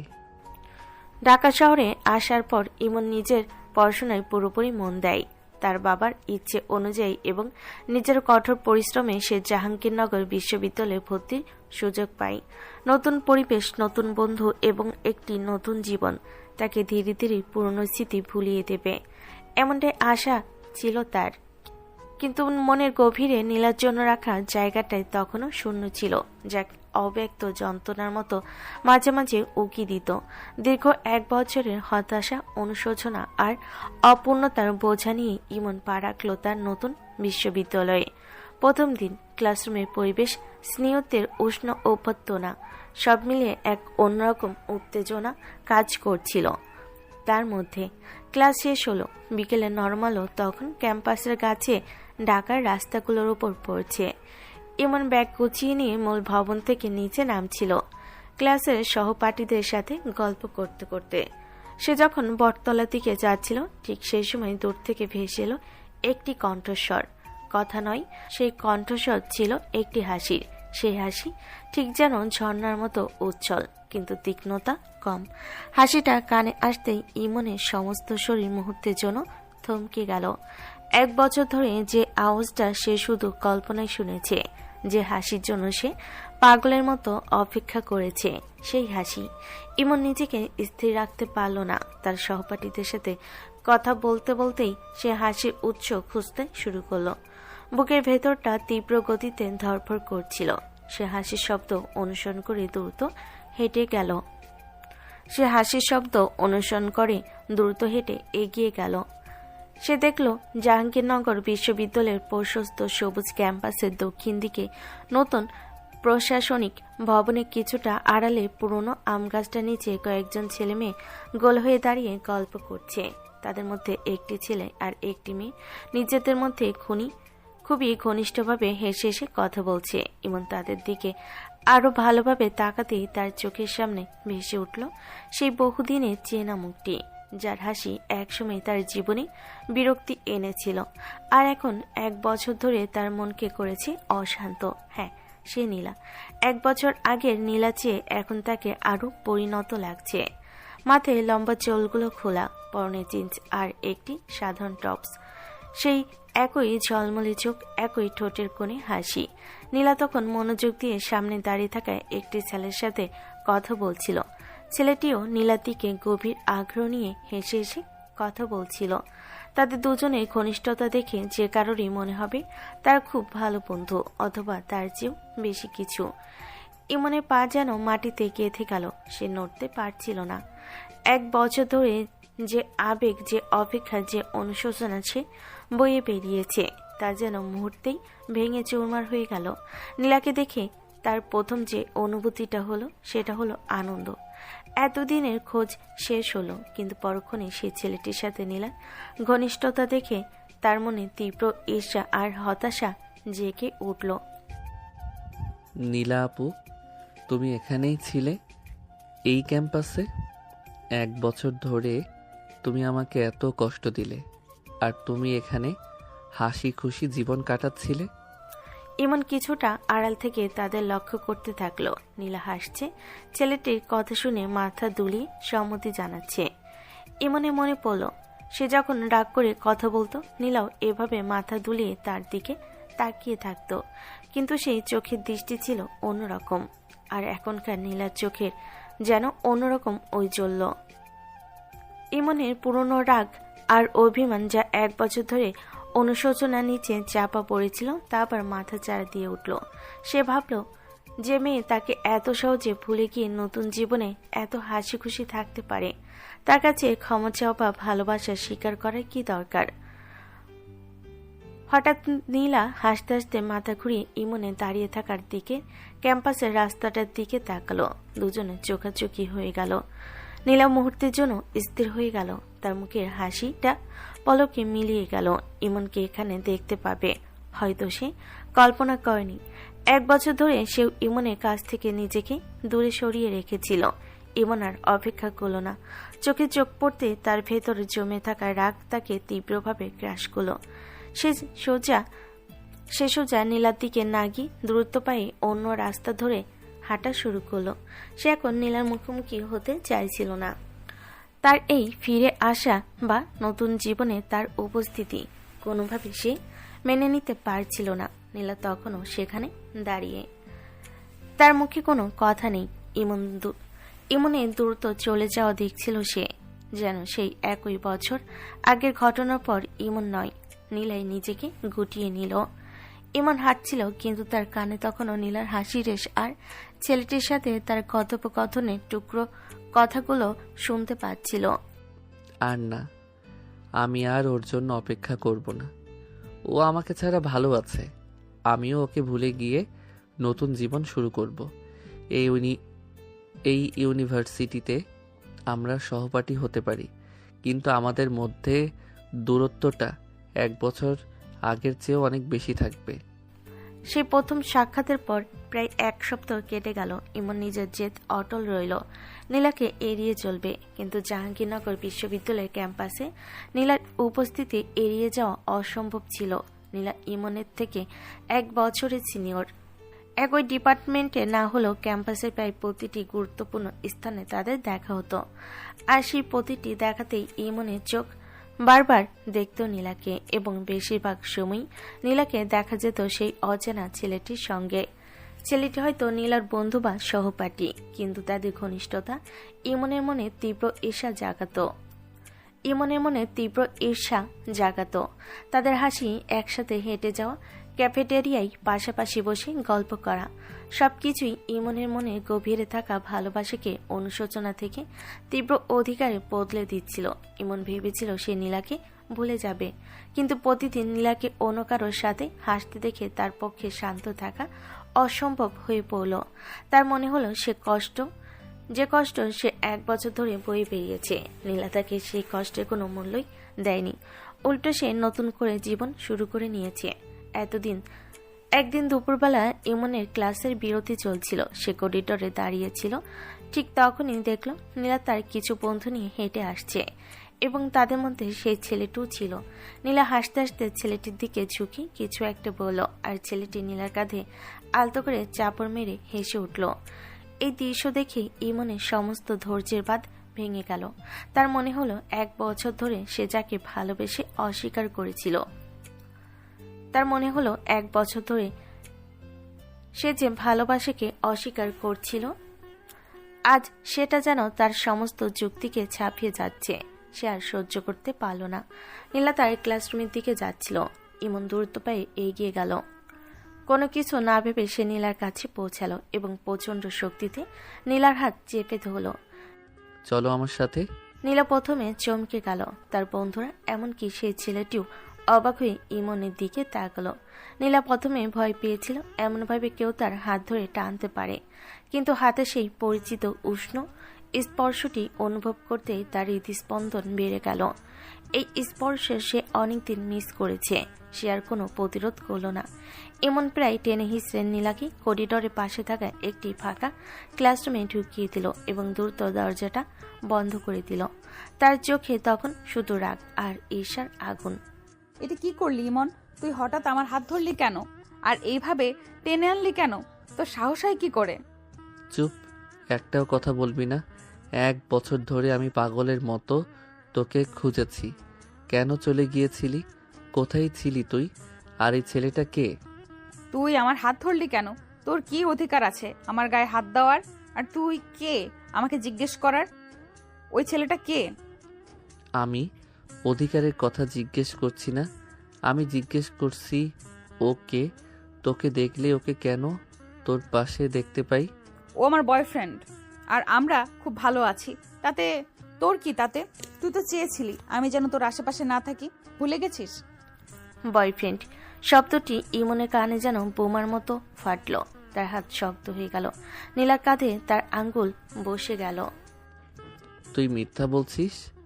তুই আমাকে জ্বালাতন করার জন্য এসব বলছিস? তুই আমাকে ভালোবাসিস বললি, তারপর হঠাৎ উধাও হয়ে গেলি, আর এখন এসেই বলছিস বয়ফ্রেন্ড। কি ভেবেছিস তুই? আমি যা বলছি তা সত্যি। আমি একটা সময় তোকে ভালোবাসতাম, সেটা ঠিক, কিন্তু তুই আমাকে যা বলেছিলি, অভিজ্ঞ মেয়ে, খেলার পুতুল, সেই রাতে আমি বুঝেছিলাম তোর মতো একটা বাচ্চা মেয়ের জন্য অপেক্ষা করা বৃথা। তাই আমি চেয়েছিলাম, নিজেকে গুছিয়ে নিয়েছি, আর এখন আমি ওকে ভালোবাসি, যার কারণে আমার ভালোবাসার দাম আছে। মিথ্যা, সব মিথ্যা। তুই আমাকে ছাড়া ভালো থাকতে পারিস না। আমি জানি তুই আমার জন্য ফিরে এসেছিস।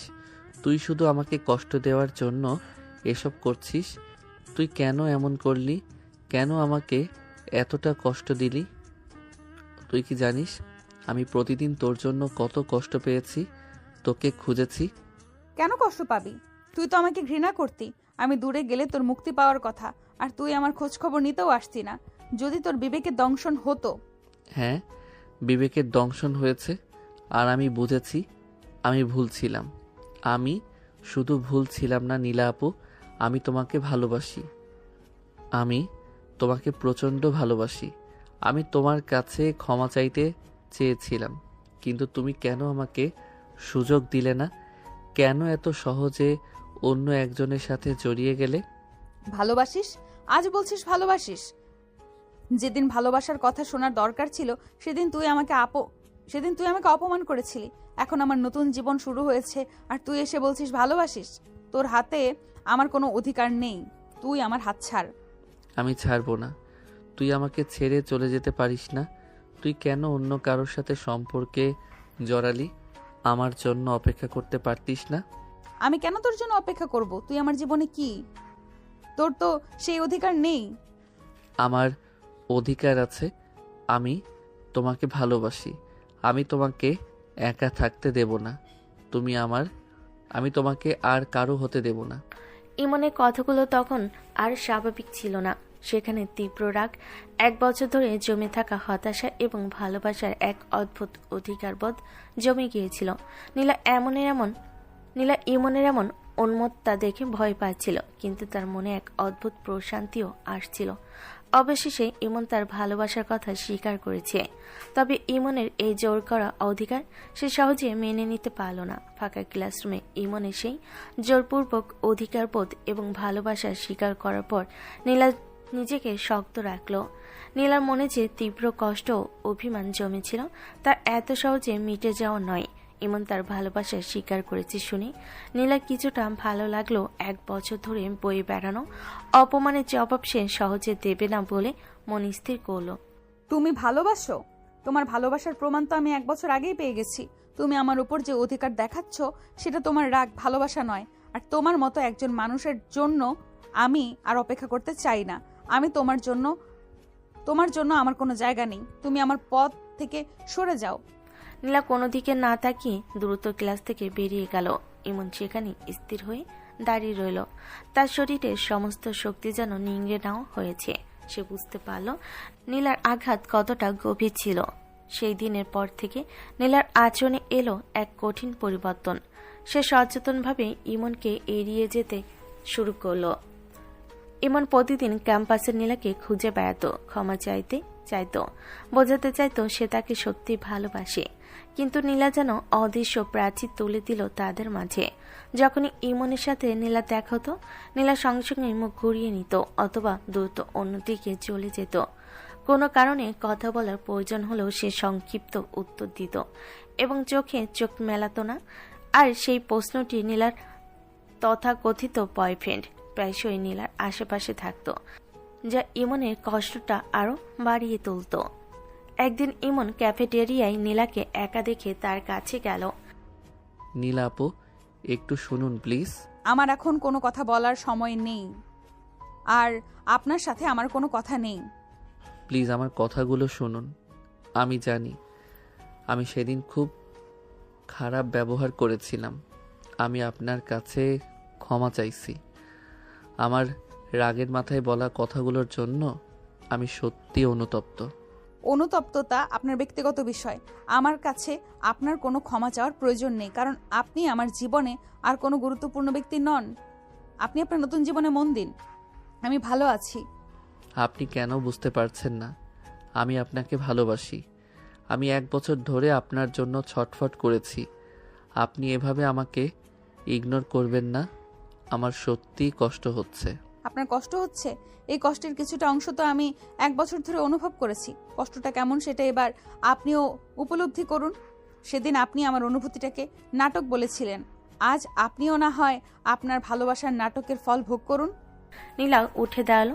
তার চোখে কোনো করুণা ছিল না। ইমন দ্রুত তার হাত ধরে ফেলে। আমাকে বিশ্বাস করুন, আমি আপনাকে ছাড়া থাকতে পারছি না। আমার ভুল হয়ে গেছে।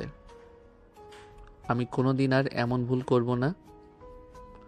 শুধু একটা সুযোগ দিন প্লিজ, একটা সুযোগ দিন। আপনাকে সুযোগ দেওয়ার অধিকার আমি হারিয়েছি। এখন আমার জীবন আমার নিয়ন্ত্রণে। আর শুনুন, আপনি এভাবে বারবার আমার পথ আটকালে আমি আপনার বিরুদ্ধে সিনিয়র হিসেবে অভিযোগ করতে বাধ্য হব। তখন আপনার বিশ্ববিদ্যালয়ের জীবনটাও হয়তো কঠিন হয়ে উঠবে। আমাকে একা থাকতে দিন। নীলার এই কঠিন হুমকি ইমনে মনে ভয় ধরিয়ে দিল। সে বাধ্য হলো সরে আসতে, কিন্তু তার মনে জেদ চেপে বসলো। সে কিছুতেই হাল ছাড়বে না। পরের দিনগুলোতে ইমন আরও মরিয়া হয়ে উঠল। সে নীলাকে বোঝানোর জন্য ক্যাম্পাসের প্রতিটি জায়গায় অপেক্ষা করত। সে নীলার ডিপার্টমেন্টের সামনে দাঁড়িয়ে থাকত শুধু একটাবার তার সাথে চোকাচুকি করার জন্য। সে নীলার বন্ধুদের মাধ্যমে বার্তা পাঠানোর চেষ্টা করত, কিন্তু সব চেষ্টা ব্যর্থ হলো। নীলা তার নীরব ইগনোরনেসের অস্ত্র ব্যবহার করে ইমনের মনে গভীরে কষ্ট দিচ্ছিল। একদিন ইমন দেখতে পেল সেই ছেলেটি নীলাকে বাইকে করে কোথাও নিয়ে যাচ্ছে। নীলা বাইকের পেছনে বেশ আরামেই বসেছিল। এই দৃশ্য দেখে ইমনের ধৈর্যের শেষ সীমা ভেঙে গেল। তার মনে হলো তার ভালোবাসার কোনো দামই নীলার কাছে নেই। তুমি আমাকে এত কষ্ট দিচ্ছ কেন নীলা আপু? আমি তো ক্ষমা চেয়েছি, আমি তো ভালোবাসার কথা স্বীকার করেছি। তুমি কি আমাকে ভালোবাসো না, নাকি আমার সেই রূঢ় কথাগুলো তোমার মন থেকে মুছে যায়নি? ইমনের দিন কাটছিল হতাশা, অনুশোচনা আর তীব্র ঈর্ষার মধ্য দিয়ে। সে আর নিজের পড়াশোনায় মন দিতে পারছিল না। তার কাছে মনে হচ্ছিল নীলাকে ফিরে না পেলে তার এই নতুন জীবন, এই নতুন বিশ্ববিদ্যালয়ে সবকিছু অর্থহীন। ইমনের জীবনে এখন শুধু একটাই লক্ষ্য, যেভাবেই হোক নীলার অভিমান ভাঙানো এবং তার ভালোবাসার অধিকার ফিরে পাওয়া। কিন্তু নীলার দিক থেকে তখন শুধুই শীতল নীরবতা। ইমনের কাছে নিজের ভালোবাসার স্বীকার করো প্রতিশোধের তীব্র অভিমান থেকে নীলা ক্রমাগত ইমনকে উপেক্ষা করে যাচ্ছিল। ইমনের সমস্ত চেষ্টা ব্যর্থ হচ্ছিল নীলার শীতল নীরবতার কাছে। ইমনের ব্যাকুলতা দেখো সে কোনোভাবে নরম হচ্ছিল না। এই মানসিক চাপ সহ্য করতে না পেরে এবং নিজেকে আরও গুটিয়ে নেওয়ার জন্য নীলা অবশেষে ঢাকা শহর ছেড়ে তার ভাইয়ের বাড়ি ঢাকার বাইরে এক শান্ত শহরে চলে আসে। বিশ্ববিদ্যালয়ের ক্লাসে অনিয়মিত হয়ে সে এখানে নিজেকে পুরোপুরি গুটিয়ে নেয়। ইমনের সামনে মামাতো ভাই হৃদয়কে বয়ফ্রেন্ড সাজিয়ে সে যে কঠিন খেলার জন্ম দিয়েছিল, সে খেলায় ইমনের প্রতি তার উপেক্ষা ছিল প্রধান অস্ত্র। একদিন বিকেলে নীলা তার মামার বাড়ির বারান্দায় একা বসেছিল। সে জানত ইমন তাকে কতটা খুঁজছে এবং তার রাগ ভাঙানোর জন্য কত চেষ্টা করছে, কিন্তু তার অভিমান তাকে নড়তে দিচ্ছিল না। ঠিক এই সময় হঠাৎ তার সামনে এসে দাঁড়ালো তার মা। মা, তুমি এত দূর হঠাৎ? হ্যাঁ মা, আমি এসেছি, আর না এসে পারলাম না। কি হয়েছে মা? আব্বু ভালো আছে তো? তুমি এত চিন্তিত কেন? আব্বুর কিচ্ছু হয়নি, কিন্তু আমি আর সইতে পারছি না নীলা। 1 বছর ধরে তুমি নিজেকে এভাবে কষ্ট দিচ্ছ, আর এদিকে ইমন ছেলেটা তোমার অপেক্ষা সহ্য করতে না পেরে তিলে তিলে শেষ হয়ে যাচ্ছে। মা, আমি কারোর জন্য কষ্ট পাচ্ছি না। আমি ভালো আছি। আর ইমনের কথায় তুমি কেন এত বিচলিত হচ্ছ? ও তো আমাকে ঘৃণা করতো। ঘৃণা করতো না রে পাগলি, তোর মতো জেদ আর অভিমান ওর মধ্যেও ছিল। আমরা তো ওর চোখের সামনেই ছিলাম। তুমি চলে যাওয়ার পর থেকে ওর কি অবস্থা হয়েছে তা শুধু আমরাই জানি। ক্যাম্পাসে তোমার কাছ থেকে উপেক্ষা পাওয়ার পর ওর অবস্থা আরো খারাপ হয়েছে। কি অবস্থা? ও তো এখন নতুন বিশ্ববিদ্যালয়ের নতুন জীবনে ব্যস্ত। আমি তো ওকে বারবার এড়িয়ে গেছি। ব্যস্ত? কি বলছিস তুই? তুই চলে যাওয়ার পর একটা বছর ও এক মুহূর্তের জন্য শান্তিতে ছিল না। প্রতিদিন সকালে আমাদের দরজায় আসতো শুধু তোর একটা খবর পাওয়ার জন্য, তোকে এক ঝলক দেখার জন্য। ও পাগল ছিল। আর ঢাকা শহরে গিয়ে তোকে খুঁজে পাওয়ার পর তুই যখন ওকে উপেক্ষা করতে শুরু করলি, তখন ওর কষ্ট আরো বেড়ে গেল। তোর বাবা মা যখন বারবার বলেছে যে তুই বারণ করেছিস, তখন ওর চোখগুলো দেখতিস। নীলার মা চোখ মুছলেন। নীলা চুপ করে শুনছিল, তার চোখও ছলছল করছিল। তোর বাবা যখন ওকে যেতে বললেন, তখন ওকে দেখে আমার বুক ফেটে যাচ্ছিল। তোকে ফিরে পাওয়ার জন্য, তোর রাগ ভাঙার জন্য ও কত চেষ্টা করেছে। তোকে দেখলেই ছুটে যেত, কিন্তু তুই ওকে কথা বলার সুযোগটুকুও দিসনি। কেন করছিস এমন? তুই হয়তো কষ্ট পেয়েছিস, কিন্তু তোর অনুপস্থিতি, ওর উপেক্ষা ওকে তিলে তিলে মেরেছে। মায়ের আকুতিতে নীলা প্রায় ভেঙে পড়েছিল। ঠিক তখনই পেছন থেকে একটা পরিচিত কণ্ঠ এলো। নীলাপু, ফুপি ঠিকই বলেছেন। অনেক তো হলো, আর কত কষ্ট দিবি ছেলেটাকে? ছেলেটা তো অনেক কষ্ট পাচ্ছে। হৃদয় হলো নীলার মামাতো ভাই। সে নীলার ডিপার্টমেন্টেই পড়ে এবং তারা সমবয়সী। হৃদয় নীলাতে ইউনিভার্সিটিতেই পড়ে এবং ইমনের ডিপার্টমেন্টে না হলেও সে ইমনের সাথে ক্যাম্পাসে প্রায় দেখা করেছে। তুই এখানে কেন হৃদয়? আর কি বলছিস এসব? আমি সত্যিটা বলছি। আর নীলাপু, তুমি আমাকে তোমার বয়ফ্রেন্ড সাজিয়ে সেটা ঠিক, কিন্তু আমি ইমনের সাথে মিশে দেখেছি ও সত্যি তোমাকে পাগলের মতো ভালোবাসে। তোমাকে উপেক্ষা করার পর ও যে কতটা ভেঙে পড়েছে তা তুমি নিজের চোখে দেখোনি। প্রতিদিন ও আমার কাছে তোমার খবর জানতে চাইতো। তোমাকে বোঝানোর জন্য ও মরিয়া হয়ে উঠেছে। তুই কি বলতে চাইছিস? আমি শুধু বলেছি যা হওয়ার হয়ে গেছে। তুমি ওকে যে আপন করেছিলে তার প্রতিদান তো ও পেয়েই গেছে। এখন ও অনুতপ্ত। ও তোমার কাছে বারবার ক্ষমা চাইছে। তুমি জানো না ও আমাকে কতবার বলেছে তুই ওকে বোঝাস, আমি ওকে ছাড়া বাঁচবো না। তুই বল ও কেন আমাকে কথা বলার সুযোগ দিচ্ছে না? হ্যাঁ মা, হৃদয় ঠিক বলেছে। তুমি আর ওর সাথে এমন করো না। প্রতিশোধের আগুনে নিজেকে আর ওকে পুড়িও না। তোমার কষ্ট আমরা দেখেছি, এখন ওর কষ্টটাকেও একটু গুরুত্ব দাও। ভালোবাসার সম্পর্ক ভুল বোঝাবুঝিতে তৈরি হয়, আর তা ক্ষমাতেই টিকে থাকে। নীলা চুপ করে রইল। তার চোখের সামনে ভেসে উঠল ইমনের সেই রাগান্বিত অথচ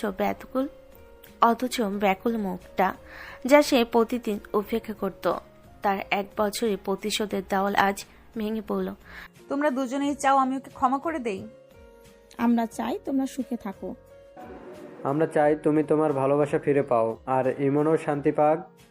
নীলার কোনো কথা বলতে পারল না। তার চোখে জল গড়িয়ে পড়ল। এবার তার মনে হলো 1 বছর তো হলো, এবার হয়তো সব ভুলের সামনে এগিয়ে যাওয়ার সময় হয়েছে। মা এবং মামাতো ভাই হৃদয়ের কথাগুলো নীলার হৃদয়ের গভীরে আঘাত করল। প্রতিশোধের তীব্র অভিমান থেকে নীলা ক্রমাগত ইমনকে উপেক্ষা করে যাচ্ছিল। ইমনের ব্যাকুলতা দেখেও সে কোনোভাবে নরম হচ্ছিল না। তবে মায়ের আকুতি ও হৃদয়ের যুক্তিতে নীলা স্থির করল, এবার এসব অভিমান ভেঙে ইমনের কাছে ফিরতে হবে। আমি ফিরে যাব মা। আমি আর ওকে কষ্ট দিতে চাই না। হৃদয়, তুই আমাকে কালকেই টিকিট কেটে দে।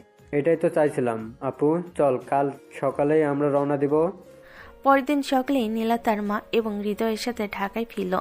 নীলা যেহেতু পড়াশোনার জন্য ঢাকা শহরে একা থাকত, তাই তারা সোজা নীলা ঢাকায় থাকার জায়গায় ফ্ল্যাট বা হোস্টেলে গেল। মা ঘরে বিশ্রাম নিতে গেলেন আর নীলা দ্রুত নিজেকে গুছিয়ে নিল। তার হাতে তখন ইমনের ফোন নাম্বার। সাহস করে নীলা ইমনকে ফোন করলো। ইমন তখন বিশ্ববিদ্যালয়ের লাইব্রেরিতে বসেছিল। মন বসাতে না পেরে সে বইয়ের পাতায় শুধু নীলার মুখটাই দেখছিল। ঠিক এমন সময় তার ফোনে একটি অচেনা নম্বর থেকে কল এলো। ক্যাম্পাসের বারবার উপেক্ষা করার পর হঠাৎ নীলার ফোন। ইমন যেন বিশ্বাসই করতে পারছিল না। তার হৃদস্পন্দন তখন এত দ্রুত চলছিল যে সে কথাই বলতে পারছিল না। হ্যালো ইমন, আমি নীলা। নীলার নাম শোনা মাত্রই ইমনের হাত থেকে বইটা পড়ে গেল। সে দ্রুত উঠে দাঁড়ালো। নীলা আপু, আপনি কোথায়? কেমন আছেন? আপনি কেন আমাকে এতটা উপেক্ষা করলেন? আমি ভালো আছি ইমন। আমি আমি এইমাত্র ঢাকা ফিরলাম। আমি এখন আমার ঢাকায় থাকার জায়গায় আছি। আপনি ঢাকায় এসেছেন? আমি এখনই আসছি। 1 মিনিট অপেক্ষা করতে পারবো না? আমি আপনার কাছে ক্ষমা চাইতে চাই। না ইমন, তুমি এখন এসো না, আমি আসছি। তুমি তোমার বিশ্ববিদ্যালয়ের লেকের ধারে আমার জন্য অপেক্ষা করো। আমার কিছু কথা বলার আছে। আমি এখনই আসছি। 5 মিনিটের মধ্যে আমি ওখানে থাকবো। নীলা ফোন রেখে নিজের বাইকের চাবি নিল। তার ভেতরে এখন কোনো দ্বিধা নেই। সে ভালোবাসার কাছে হার মানতে প্রস্তুত। ইমন পাগলের মতো ছুটল লেকের ধারে। তার মনে তখন শুধু আনন্দ আর অস্থিরতা। সে অপমানের কথা ভুলে গেছে নীলার উপেক্ষা। শুধু একটাই সত্য, নীলা ফিরে এসেছে। কিছুক্ষণের মধ্যেই নীলা বাইক চালিয়ে সেখানে পৌঁছালো। লেকের ধারে পৌঁছাতেই ইমন দেখলো নীলা বাইক থামিয়ে দাঁড়িয়ে আছে। তার চোখে তখন অশ্রু জমাট বেঁধে আছে। এই 1 বছর সেও যে কষ্টে ছিল, সেই কষ্টগুলোই যেন তার চোখে চিকচিক করছে। আপনি সত্যি ফিরে এসেছেন?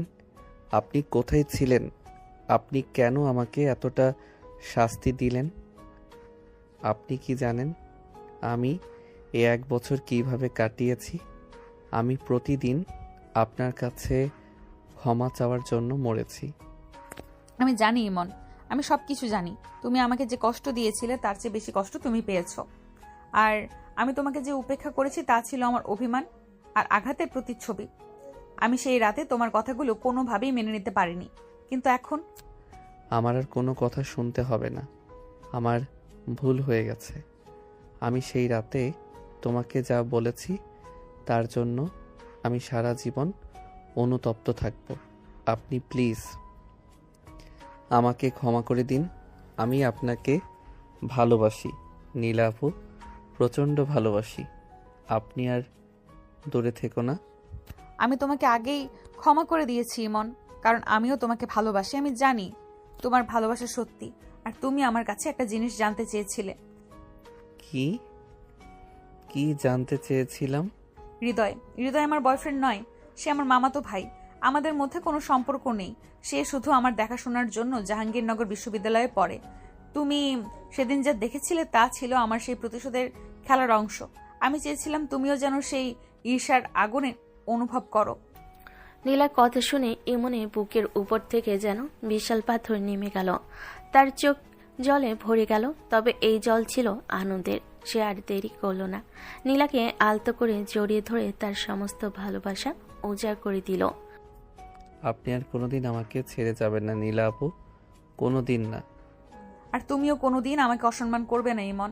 আমি তোমার সিনিয়র বউ হতে রাজি, তবে তোমার খেলার পুতুল নই। বিশ্ববিদ্যালয়ে লেকের ধারে সেই পড়ন্ত বিকেলে তাদের দুজনের সম্পর্ক এক নতুন মন নিল। রাগ, অভিমান আর 1 বছরের উপেক্ষা শেষে তাদের তাদের অপূর্ণ ভালোবাসা আজ পূর্ণতা পেল। নীলার সিনিয়র পরিচয় আজ তার ভালোবাসার কাছে গৌণ হয়ে গেল। লেকের ধারে নীলার সাথে সাক্ষাতের পর ইমনের জীবনে এক নতুন আলো এলো। দীর্ঘদিনের অপেক্ষা ও কষ্টের অবসান হলো। নীলা ফিরে এসেছে এবং সবচেয়ে বড় কথা, তাদের ভুল বোঝাবুঝির অবসান হয়েছে। তাদের মধ্যে সব মান অভিমান দূর হলো। তাদের সামনে এখন এক নতুন চ্যালেঞ্জ, পরিবারের সম্মতি। ইমন জানে তাদের সম্পর্কের শুরুতে নীলা যতই অধিকার দেখাক না কেন, সে ইমনের থেকে বয়সে বড় এবং সিনিয়র। এই বিষয়টি তার রক্ষণশীল বাবা মা সহজে মেনে নেবেন না। নীলা ফিরে আসার পর তারা দুজন ক্যাম্পাসে কিছুটা সময় একসাথে কাটালো, কিন্তু বিষয়টি গোপন রইল। এমন বুঝতে পারছিল সে আর এক মুহূর্ত নীলাকে কাছছাড়া করতে চায় না। তাই দ্রুতই সে তার বাবা মাকে সব জানানোর সিদ্ধান্ত নিল। সেই রাতে ইমন যখন তার বাবা মায়ের সাথে রাতে খাবার খাচ্ছিল, তখন সে ভীষণ অস্থির ছিল। তার বাবা মা ছেলের এমন অস্বাভাবিক নীরবতা লক্ষ্য করলেন। কি হয়েছে বাবা ইমন? আজ সকাল থেকেই তোকে খুব চিন্তিত মনে হচ্ছে। পড়াশোনার কোনো চাপ? না বাবা, পড়াশোনার চাপ নয়, আমার কিছু জরুরি কথা বলার ছিল। কি কথা বাবা? তুই তো এমন করিস না কখনো, বল মন খুলে। বাবা মা, আমি একজনকে ভালোবাসি। আমি তাকে বিয়ে করতে চাই। ইমনের কথা শুনে তার বাবা মা দুজনেই যেন আকাশ থেকে পড়লেন। তাদের ছেলে যে সবসময় শুধু পড়াশোনা নিয়েই ব্যস্ত থাকতো, সে হঠাৎ করে বিয়ের কথা বলছে। বিয়ে? হঠাৎ এইসব কি বলছিস ইমন? কাকে ভালোবাসিস? এইসব তো তোর এখন ভাবার কথা নয়। তোর তো সবেমাত্র গ্র্যাজুয়েশন শুরু হলো। হ্যাঁ বাবা, আমরা তো আর বিয়ে দিতে চাই না তা নয়, কিন্তু এখন নয়। আর মেয়েটিকে কোথায় আলাপ হলো? আমি যাকে ভালোবাসি সে আর কেউ নয়, সে হলো নীলা আপু। নীলা? মানে আমাদের পুরনো বাড়ির সেই মেয়েটা? তুই কি বলছিস ইমন? সে তো তোর থেকে বয়সে বড়, আর আমরা তাদের শহর ছেড়ে এসেছি।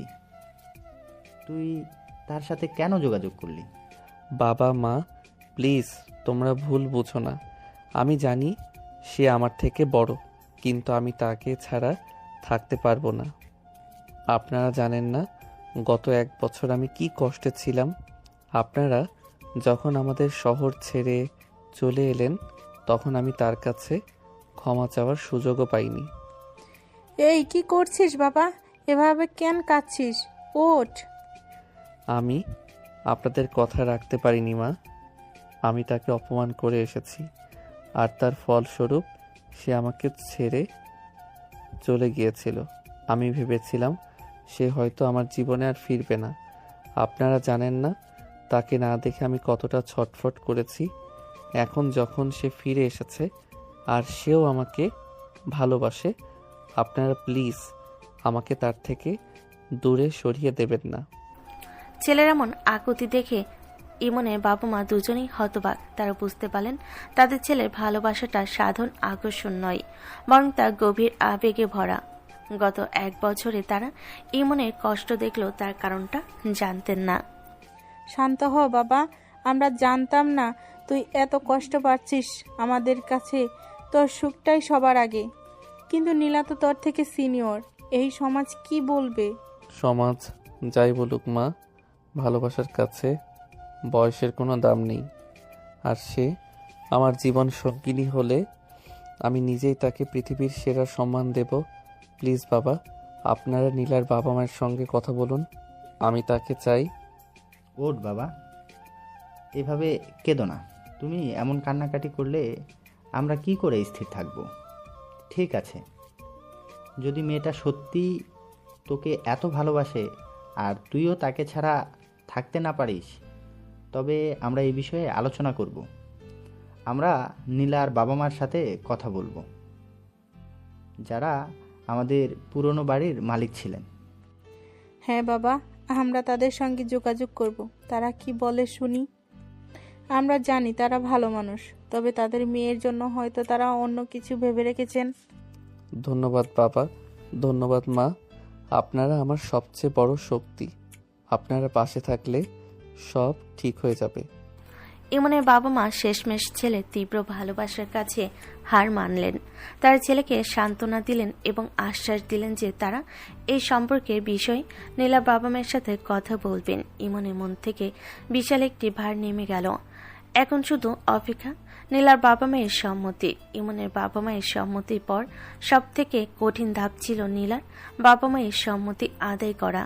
ইমনের বাবা দ্রুত নীলার বাবার সাথে ফোনে যোগাযোগ করলেন। প্রথমে নীলার বাবা ইমনের বাবার এই প্রস্তাবে খুবই অবাক হলেন। নীলার মাও সহজে মেনে নিতে পারছিলেন না, কারণ নীলা ইমনের থেকে বড় এবং তাদের সম্পর্ক ভেঙে যাওয়ার তিক্ত অভিজ্ঞতা তাদের জানা ছিল। তবে ইমনের বাবা ধৈর্য ধরে বোঝালেন যে 1 বছর ধরে ইমনের কষ্ট এবং নীলার ফিরে এসে ইমনের ভালোবাসাকে স্বীকার করে নেওয়া সবই প্রমাণ করে তাদের সম্পর্কটি কতটা গভীর ও খাঁটি। বিশেষত যখন নীলার মা তাদের মেয়েকে খুঁজতে গিয়ে ইমনের অনুশোচনার কথা জানতে পারেন, তখন তার মনও নরম হয়ে গিয়েছিল। নীলার বাবা মা তাদের মেয়েকে ডেকে বসালেন। মামুনি, ইমন এবং তার মা বাবা আমাদের কাছে এসেছিল। তারা তোমাদের সম্পর্কের কথা বলছে। তুমি কি সত্যি ইমনকে বিয়ে করতে চাও? তুমি তো জানো সে তোমার থেকে ছোট। বাবা আমি জানি, কিন্তু আমরা দুজনেই 1 বছর ধরে যে কষ্ট পেয়েছি তার কোনোদিন পেতে চাই না। সে আমার কাছে ছোট নয়, সে আমার ভালোবাসা। সে ভুল করেছিল, আমিও তাকে শাস্তি দিয়েছিলাম, কিন্তু এখন আমাদের মধ্যে কোনো অভিমান নেই। তুমি আর মা, তোমরা আমাদের আশীর্বাদ করো। নীলার চোখে সেই পুরনো জেদ নয়, ছিল অটল বিশ্বাস। মেয়ের এমন নিশ্চিত উত্তর শুনে নীলার বাবা মা আর আপত্তি করতে পারলেন না। ভালোবাসার কাছে বয়সের হিসেব শেষমেশ গৌণ হয়ে গেল। কিছুদিনের মধ্যেই 2 পরিবারের সম্মতিতে বিয়ের দিন ধার্য হলো। ঢাকা শহরের এক ঝলমলে সন্ধ্যায় ইমন আর নীলার শুভ পরিণয় হল। নীলাকে আজ রানীর মতো লাগছিল। লাল বেনারসি, সোনার গহনা আর মেহেদির রঙে তার হাতে ইমনের নাম। ইমনের চোখে ছিল আনন্দের ঝিলিক। 1 বছর ধরে যে স্বপ্ন সে দেখেছে আজ তা সত্যি হলো। বিয়ের আনুষ্ঠানিকতা শেষ হলো। নীলা যখন শ্বশুরবাড়ি এলো তখন তার মনে মিশ্র অনুভূতি। এই বাড়িতে সে ভাড়াটিয়ার ছেলেকে শাসন করত, আর আজ সেই ঘরের বউ। ইমনের বাবা মা হাসি মুখে তাদের নতুন পুত্রবধূকে বরণ করে নিলেন। রাত বাড়ল, সমস্ত কোলাহল থেমে গেল। নীলা যখন বাসঘরে প্রবেশ করলো তখন দেখল ইমন তার জন্য অপেক্ষা করছে। ঘরটা ফুল আর সুগন্ধিতে ভরা। নীলা লাজুক পায়ে বিছানার প্রান্তে গিয়ে বসলো। আমার সিনিয়র বউ, আজ থেকে তুমি শুধুই আমার। তুমি তো এখন আমার থেকে 1 বছরের ছোট নও ইমন। তুমি আমার মনের মানুষ, তুমি আমার অভিভাবক। তুমি আমার মনের মানুষ, আমার সব, আমার জীবন। তুমি চলে যাওয়ার পর আমি বুঝেছি আমার জীবনের প্রতিটা নিঃশ্বাসে তুমি ছিলে। আমি আজ তোমার কাছে আবারও ক্ষমা চাইছি সেই রাতের রূঢ় ব্যবহারের জন্য। আর ক্ষমা চাইতে হবে না ইমন। তোমার চোখের দিকে তাকিয়ে আমি বুঝেছিলাম তোমার ভেতরের কষ্টটা আমার কষ্টের চেয়ে কোনো অংশে কম ছিল না। তুমি আমার জন্য যে কষ্ট পেয়েছো তাতেই আমার সব অভিমান মিটে গেছে। আজ থেকে শুধু ভালোবাসা। শুধু ভালোবাসা আর অধিকার। এখন থেকে আমি তোমার ওপর পূর্ণ অধিকার খাটাতে চাই। তুমি আমার স্ত্রী। সেই অধিকার তো তুমি সেদিনই আদায় করে নিয়েছিলে, যখন আমার হাত ধরে টেনে ফাঁকা ক্লাসরুমে নিয়ে গিয়েছিলে। আমি সেদিনই ভয় পাইনি, বরং অনুভব করেছিলাম এই স্পর্শ শুধু আমার। তুমি তখন জোর করে আমার ভালোবাসা চেয়েছিলে। সেদিন চেয়েছিলাম, আজ পেয়ে গেলাম। তোমার এই লাজুক মুখটা সেদিন আমার চোখে পড়েনি।